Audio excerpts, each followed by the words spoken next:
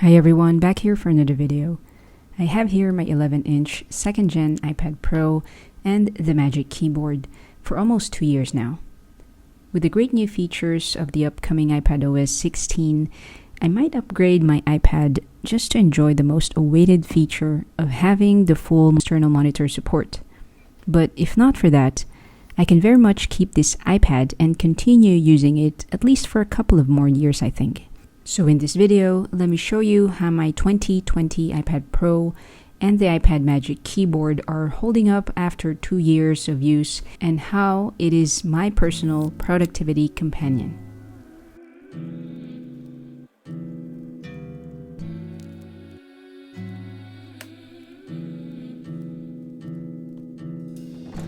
So the iPad Magic Keyboard.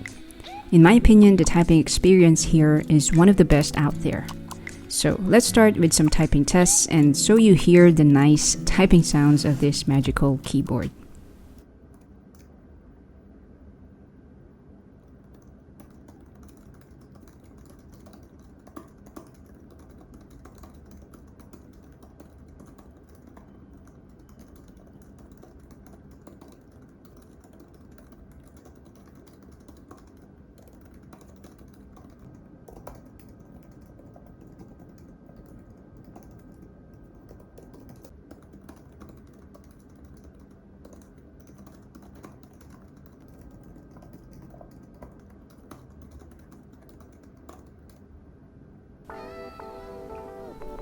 I was very hesitant to get this ridiculously expensive keyboard/case because the price is $300 which is around 10,000 Thai baht.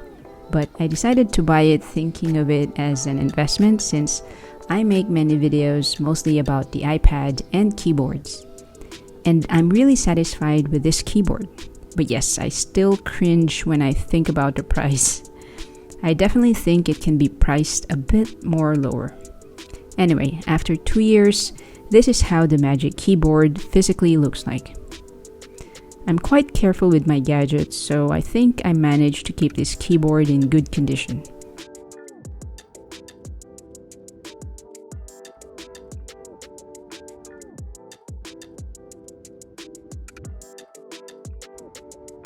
The only part that looks beaten up is the space bar, where it now starts to have this shiny part on the area where my thumb always presses on. The same thing happened to my other keyboards, so I guess I should blame my thumb. The other keys have no such discoloration and remains well intact. The other part of this keyboard that gets quite beaten up are the corners where I rest my palm or my wrist on. It's visible, but not that bad. As for the trackpad, no visual issues here, and it also works magically well, like when it was brand new.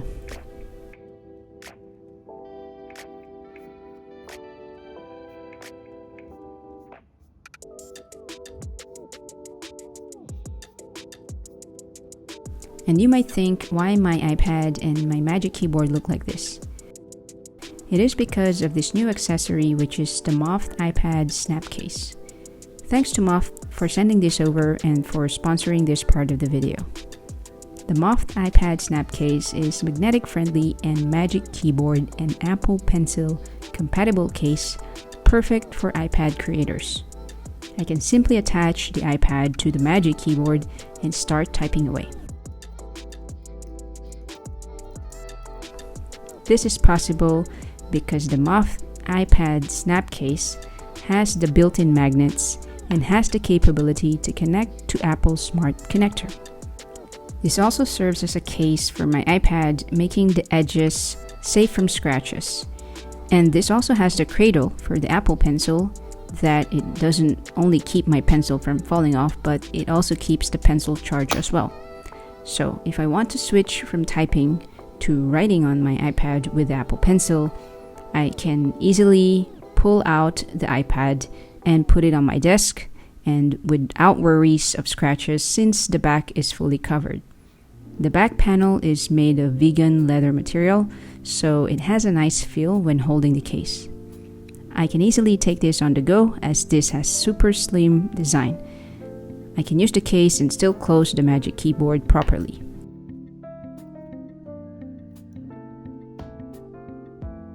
The Moft iPad Snap case is also compatible with the Moft Snap tablet stand, the Snap float stand, and wall stand. Check out the description below for some links and check out Moft's website.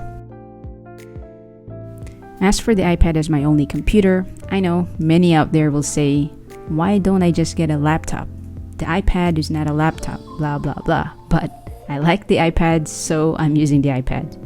I've been using my iPad Pro for 2 years for all my personal work, and that includes all my YouTube videos.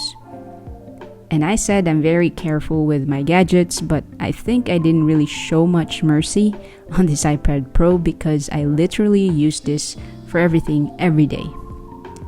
I mentioned earlier in this video that this is my productivity companion, but I also take breaks and I binge watch YouTube on this iPad, and sometimes I can just go on and watch for hours. And for my personal stuff like expense and budget tracking, emails, social chats, yes, you guessed it, I do it on this iPad Pro. The big work that this iPad does as well is all my YouTube videos. Not only is this iPad the star of my YouTube channel, but sometimes I use the camera of this iPad Pro when shooting videos, and of course, it also does all the technical work for me. So yes, I do my video planning and script writing on my iPad Pro. And for this, I use a few apps like the Notes app for drawing some concepts of some video shots or jotting some ideas. I can take the iPad out from the Magic Keyboard, then take out the Apple Pencil from the cradle. And here, taking out the pencil is to push it from the back slot, but for me it's kind of weird and awkward way to do this.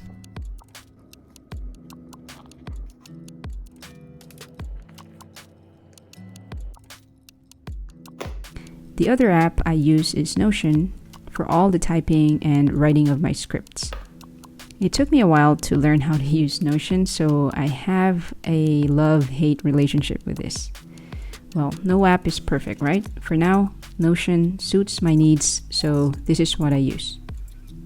I picked a template to build my page, and I'm using boards, and I can simply move the different pages from one step to the next. I then edit the videos and do voiceover on this iPad, and I have been using the VLLO editing app, and I also use the Mayono mic for my voiceover. It takes me hours to edit a video, and I edit 4K videos that I shot using my iPhone 12, and I've never experienced the iPad to struggle, nor has it ever crashed the app I use. Rendering or saving the video to make it ready to upload has no issues too, and it takes just a few minutes to complete. Then the rest of the YouTube work like uploading the video, all the post-upload work like thumbnails, tagging, video description, the iPad can easily handle all this work. And again, I've never had any issues doing all these tasks. Lastly, browsing the web, where I mostly use Safari, is definitely stable on the iPad Pro.